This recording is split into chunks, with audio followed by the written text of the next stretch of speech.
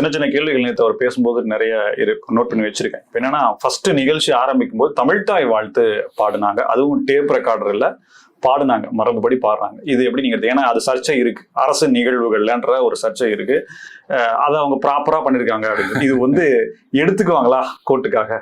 இல்ல ராம்சே, ஆளுநர் கலந்து கொள்ளும் நிகழ்ச்சிகளில் அந்த வந்தே மாதரம் அந்த அன்அப்ரிச் முன்னாடி எடிட் பண்ணி போட்டிருந்தாங்க, இப்போ அந்த ஃபுல் வெர்ஷன் பாடணும் அப்படின்றது தான் இப்போ கொண்டு வந்திருக்க ரூல். தவிர இதில் ஆளுநர் கலந்து கொள்ளவில்லை.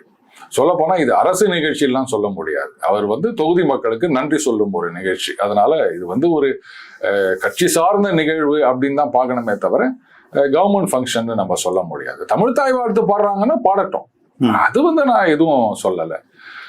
அதுவும் டேப் ரெக்கார்டர் இல்லாமல் எல்லாரும் பாடுகிறார்கள் அப்படின் போது ரொம்ப சந்தோஷம், அதெல்லாம் தப்பு சொல்லலை. ஆனால் நீங்கள் கொண்டு போயிட்டு இப்போ மத்திய அரசாங்கத்துக்கிட்ட இது மாதிரி வந்தே மாதரம் அப்படின்னா அவங்க அதெல்லாம் வந்து ஒத்துக்க மாட்டாங்க. ஆளுநர் கலந்து கொள்ளும் போது இதுதான் சட்டம்னா அதுதான் சட்டம், அதை மாற்ற முடியாது. போகணும்னா நீங்கள் வந்து மத்தியில் ஆட்சிக்கு வாங்க, அப்போ நீங்கள் மாற்றுங்க. ஆனால் ஒன்று கம்யூனிஸ்டுகளே சொல்லிட்டாங்க, என்ன சோகா முட்டு கொடுத்தாங்க தெரியுமா கம்யூனிஸ்ட் தலைவர்? முதல்ல வந்து அந்த இதில் பாடும்போது அப்படி இல்லை இப்படி இல்லை அப்படின்னு எதிர்த்தாங்க. அதுக்கப்புறம் இல்லை நாங்கள் கேட்டோம், அது பிப்ரவரியில ஒரு சட்டம் போட்டிருக்காங்களா அதுன்னு சொன்னாரு, இதை மாற்றுவதற்கு முயற்சி எடுக்கிறோம்னு சொன்னாரு அப்படின்னு சிங்கம் மாதிரி கடிச்சது மியாவும் அப்படின்னு போயிட்டாங்க. ஏன் பிப்ரவரியில சட்டம் போட்டது உங்களுக்கு தெரியாதா? இப்பதான் தெரியுமா உங்களுக்கு? ரொம்ப ஆச்சரியமா இருக்கு.